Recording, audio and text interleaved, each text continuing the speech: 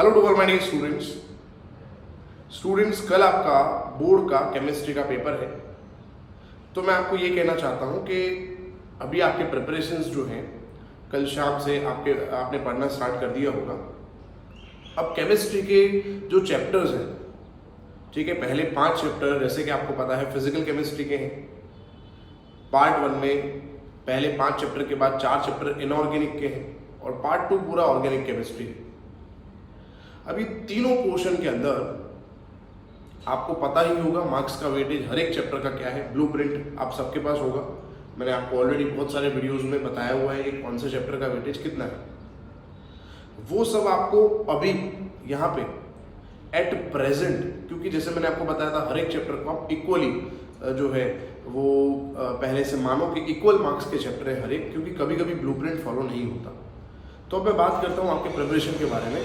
तो आपको 16 चैप्टर जो है हमारे सिलेबस में केमिस्ट्री में, उसमें से जो चैप्टर आपको अच्छे लग रहे हैं, आप अच्छा पूरे साल में आपने बहुत सारे एग्जाम दिए, उसमें स्कोर किया हुआ है, आपको कॉन्फिडेंस है जिसके अंदर बहुत ज़्यादा, वो सबसे पहले आप प्रिपेयर कर लो। और इतना याद रखो कि एनसीईआरटी जो है, ठीक है, उसके एमसीक्यूज भी उसमें से ही पूछते हैं। वो चैप्टर जो आपको पसंदीदा चैप्टर, जैसे 5-6 आपके जो चैप्टर हैं, 5-6 चैप्टर आपके बहुत अच्छे हैं, वो 5-6 चैप्टर जो है वो एनसीईआरटी से एक बार रीड भी कर लो। उसका थ्योरी पढ़ने के बाद वो चैप्टर एनसीईआरटी से आप रीड कर लो। आप एक सिंपल चीज़ मैं आपको बताता हूँ, आप जब न्यूज़पेपर में कोई आर्टिकल रीड करते हो तो आपको पूरी मैटर याद रहती है फॉर 1 to 2 डेज। फिर धीरे धीरे आपको कहानी याद है पर स्टेटमेंट याद नहीं होते।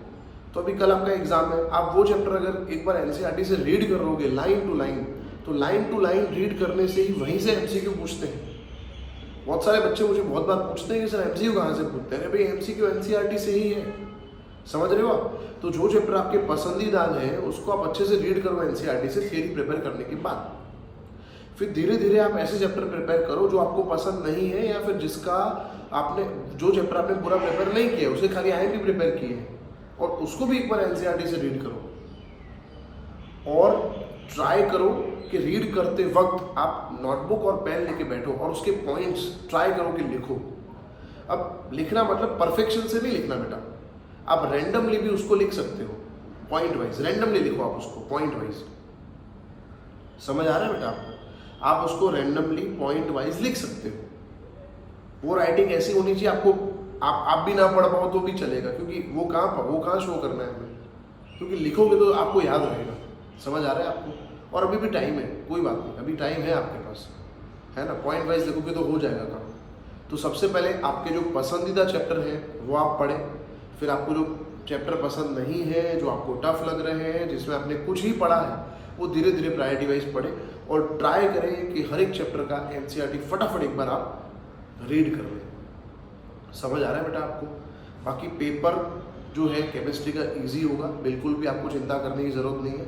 आप ज़्यादा टेंशन लोगे, है ना, आप ज़्यादा टेंशन लोगे तो होगा क्या, आपके जो अच्छे चैप्टर आपने अच्छे से प्रिपेयर किया है पूरे एक साल में, वो भी वहाँ पे भी आप थ्योरी में गलती करके आओगे। तो बिल्कुल भी हड़बड़ाहट में नहीं रहना है।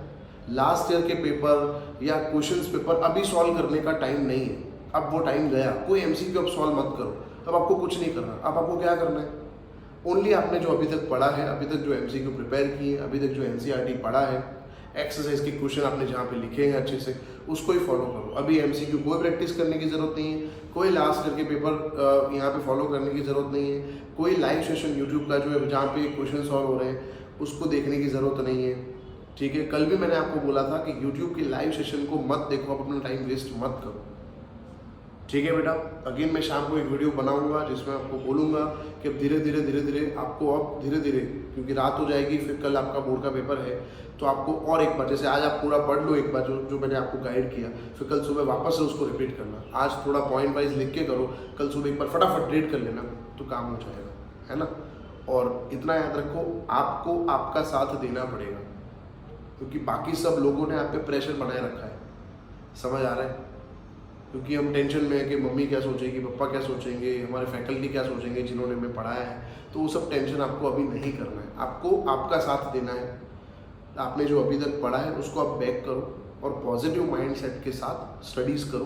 कल आप डेफिनेटली अच्छा करोगे, मुझे आप पे 100% भरोसा है। ठीक है बेटा, मैं आपके साथ हूँ। अगेन मैं शाम को एक वीडियो बनाता हूँ और अब आप पढ़ते रहो और बहुत ही अच्छा करोगे आप, डोंट वरी। पॉजिटिव माइंडसेट आपको रखना है। Thank you so much, keep learning students.